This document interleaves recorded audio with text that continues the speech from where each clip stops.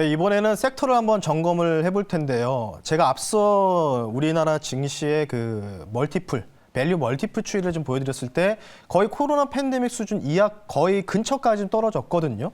그래서 오늘 좀 준비했는데 전화 연결을 오늘 대신하겠습니다. 숫자가 이제부터 중요할 것 같습니다. 투자 공식 한번 만들어 봐야 할 텐데요. 유진투자증권 리서치센터 글로벌 매크로팀의 퀀트 애널리스트 안지선 애널리스트 분 전화 연결하겠습니다. 안녕하세요.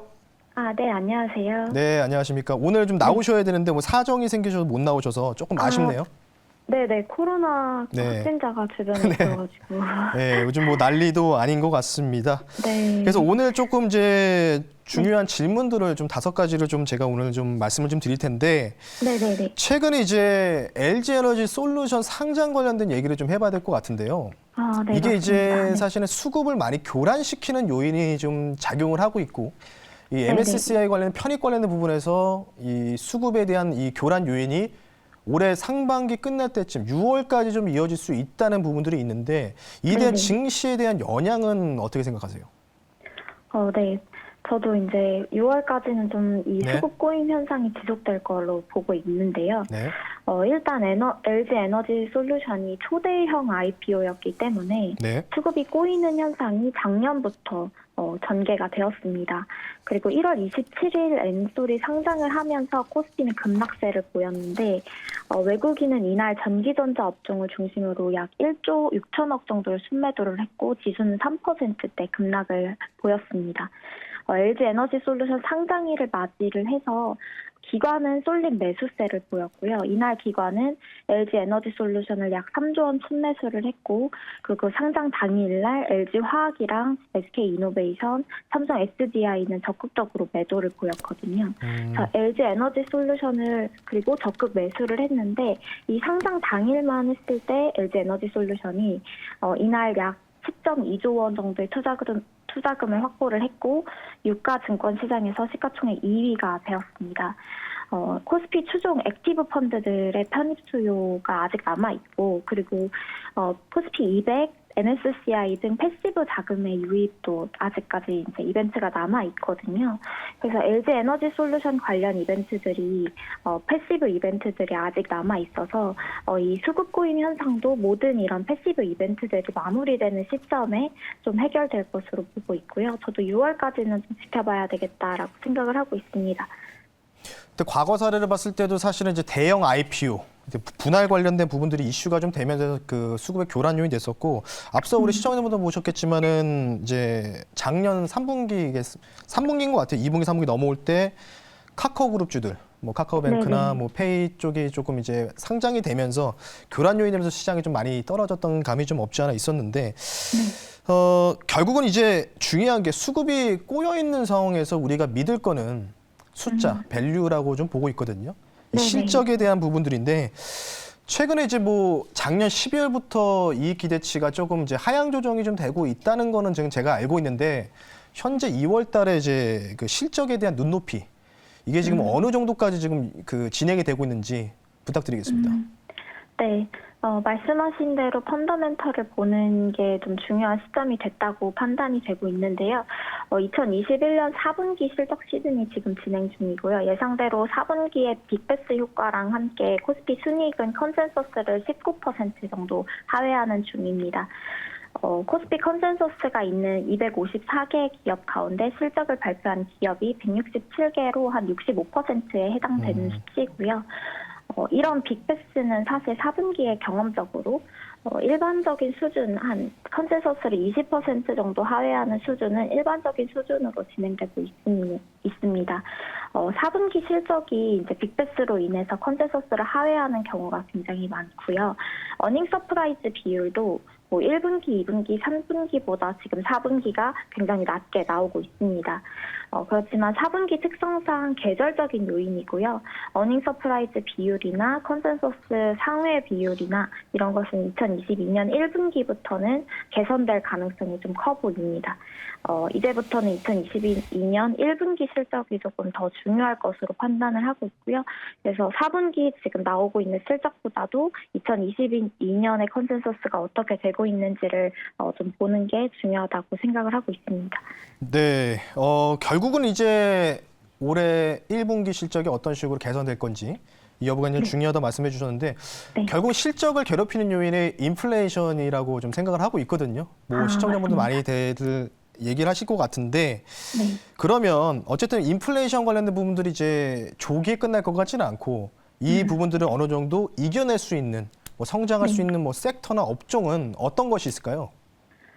일단은 인플레이션으로 인한 원가 부담 때문에 네. 코스피 4분기 이번에 2021년 4분기, 2022년 1분기 전반적으로 영업이익률이 굉장히 깎이고 있는 상황이거든요. 10% 정도 낮아지고 있고요. 네. 현재 반도체랑 반도체 제외 sek터 간의 이익 수정치 디커플링도 좀 심화되고 있습니다. 반면에 이제 그래도 좀 견고한 흐름을 보이고 있는 업종은 이익 추정치가 상향 조정되고 있는 업종은 IT, 금융, 필수 소비재, 산업재 업종이고요.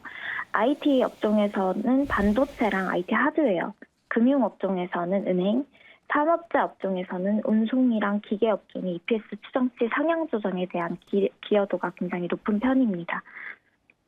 네, 답변 좀 잘 들었습니다. 그러면 네. 어쨌든 우리 안지선 연구원분께서 결국 이제 네. 담당이 퀀트시니까 네. 숫자가 중요할 것 같은데 퀀트라는 게 사실은 뭐 어려울 수도 있고 좀 쉬울 수도 있겠지만은 숫자를 이용한 투자 공식이라고 좀 알고 있는데 그러면 그렇죠. 퀀트상으로 올해 이제 1, 2분기 우리 국내 증시가 어떤 식으로 이제 자리매김할 수 있을런지 관련된 부분에서 성장을 우리가 계속해서 추적을 해야 되는지 아니면 이 꾸준함, 뭔가 이제 가치 밸류에이션을 따져봤을 때 가치 쪽으로 우리가 조금 접근을 해야 될지 투자 포인트 네. 한번 잡아주시죠. 네, 저는 일단 꾸준함이라고 결론적으로 말씀을 드리고 싶고요. 상반기에 국내 증시가 성장보다는 꾸준함 쪽에 더 기울어지지 않을까 생각을 하고 있습니다.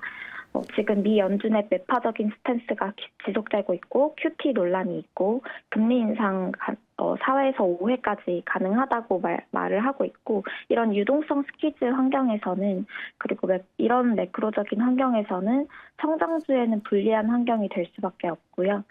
이번 연도 상반기에 성장주보다는 가치주가 조금 더 우세한 성적을 보일 것으로 생각을 하고 있습니다. 그리고 코스피 지수 레벨 또한 리레이팅 3,000을 넘어서서 예전처럼 리레이팅을 꿈꾸기보다는 2,600에서 2,900대 박스권을 유지할 것으로 좀 전망을 하고 있습니다. 네, 끝으로 이제 마지막 질문을 좀 던지면서 마무리 좀 하겠습니다. 일단 뭐 인플레이션 영향을 좀 많이 받아서 지금 뭐 이익을 낸 기업도 있고 손실을 좀 많이 본 기업도 있어 실제 쇼크에서 주가 하락이 좀 많이 나오는 기업도 있고 여러 가지가 있는데 제가 이제 얼마 전에 안지선 연구원분께서 낸 보고서를 봤는데 이제 그 4분면이라고 하죠. 1, 2, 3, 4 뭐 해가지고 나눠서 이제 추정하는 부분을 봤는데 지금 가장 좋은 게 제가 봤을 때는 그 2, 4분면 뭐 이쪽이라고 좀 생각을 하고 있는데 이쪽으로 좀 우리가 볼 수 있는 뭔가 선방하고 앞으로 투자 대안일 수 있는 업종들은 어디 쪽에 있을까요? 저는 일단 결론적으로 말씀을 드리면 금융업종이랑 소재 에너지 업종들 그리고 리오프닝 관련 업종들의 회복 속도가 지금 빠르기 때문에 그런 업종들에 대한 관심을 꾸준히 둬야 된다고 생각을 하고 있고요. 일단 러시아, 우크라이나 지정학적 위협이 사라지지는 않았습니다. 그러나 지난주 주식시장에서부터 우크라이나 사태에 대한 주가 반응이 조금 덜 심각하게 이루어지고 있고요.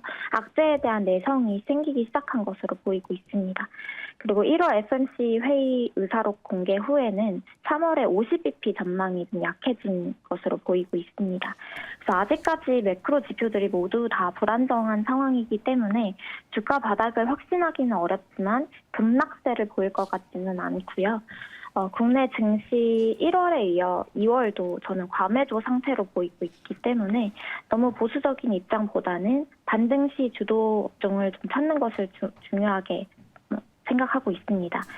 최근 하락 후에 주가가 얼마나 반등하고 있는지를 보여주는 회복률을 보면은 그동안 국내 소프트웨어 업체들은 주가가 그다지 회복되지 못하고 있는 반면에 금융업종이나 소재, 에너지 업종 그리고 리오프닝 관련 업종들의 회복 속도가 빠릅니다.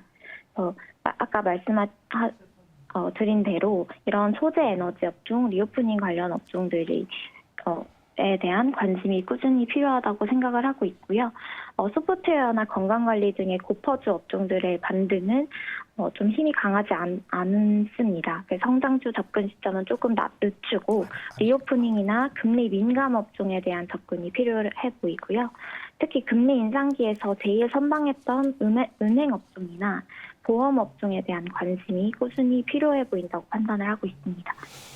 네, 오늘 이제 우리 퀀트 담당 안지선 연구원님께서 찝어주신 종목들이 대부분 섹터가 실적이 이제 완만하게 좋아질 수 있는 부분들이 바로 은행, 보험, 반도체, 그리고 리오프닝, 그리고 금리 민감 업종 전반적인 부분들을 말씀을 해주셨습니다. 다음에는 별일 없이 좀 꼭 나오셨으면 좋겠습니다. 네, 알겠습니다. 네, 오늘 도움 말씀 감사드리고요. 유인투자증권 글로벌 매크로팀의 안지선 퀀트 애널리스트 분 답변 보셨습니다. 네, 오늘 도움 말씀 감사합니다. 네, 감사합니다. 네.